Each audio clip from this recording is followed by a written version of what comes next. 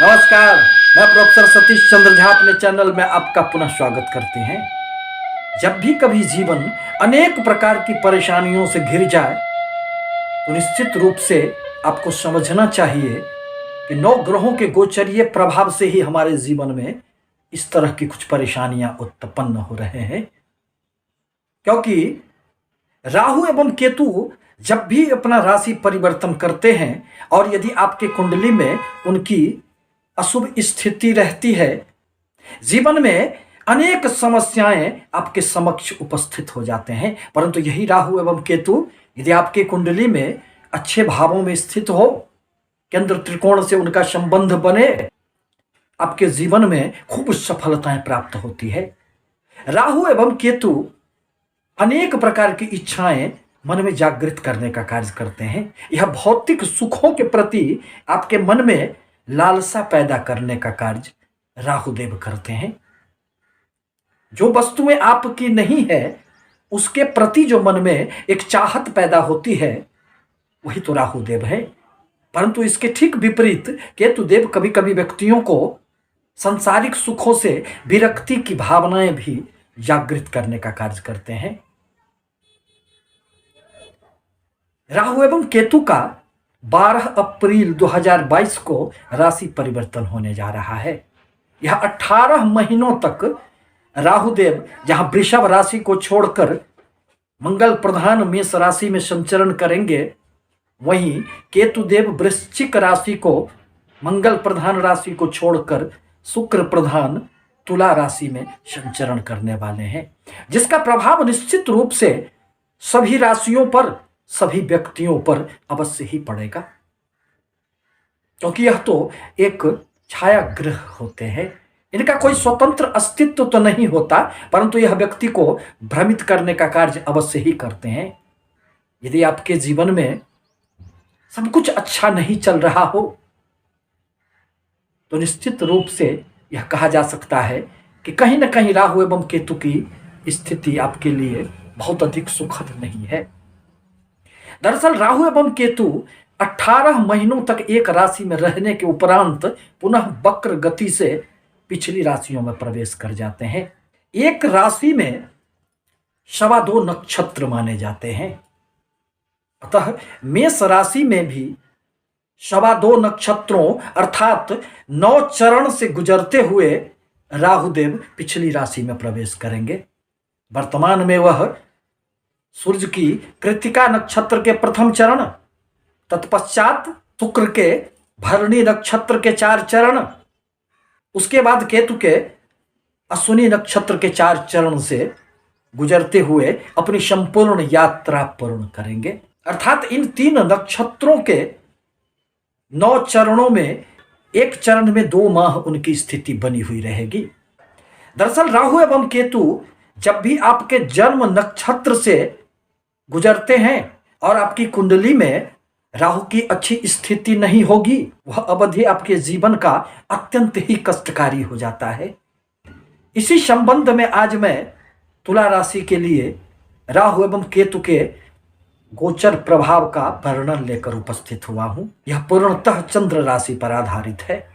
ज्योतिष ग्रंथों में कहा गया है कि यदि आपके कुंडली में राहु की अच्छी स्थिति होगी तो वह आपको जमीन से आकाश की बुलंदियों पर भी ले जाने का कार्य करेंगे।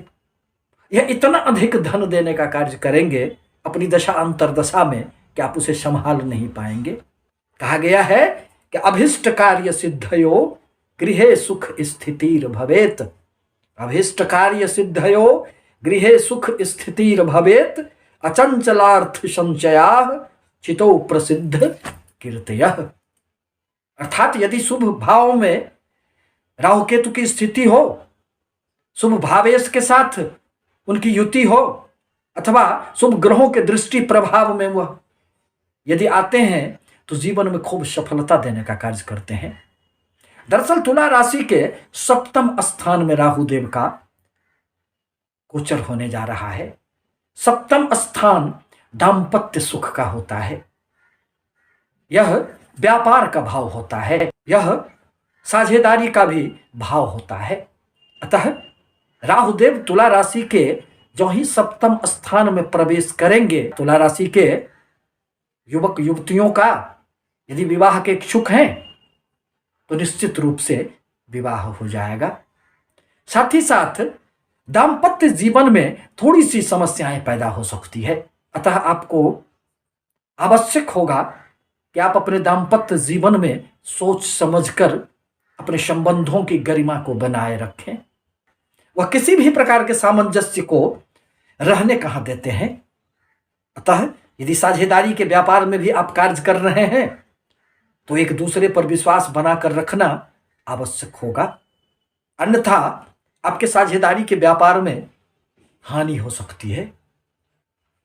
यदि आप कोई नया व्यापार प्रारंभ करना चाहते हैं तो बिना अपनी कुंडली का अवलोकन किए आप न करें तो बेहतर होगा।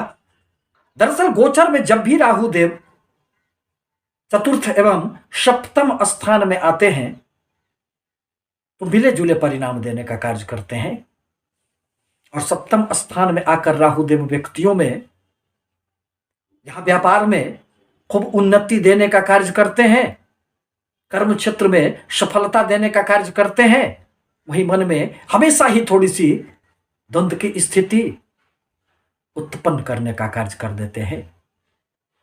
व्यक्ति उस अवधि में पूर्णतः न तो अपने गृहस्थ जीवन को संभाल पाता है और न वह सन्यासी बन पाता है।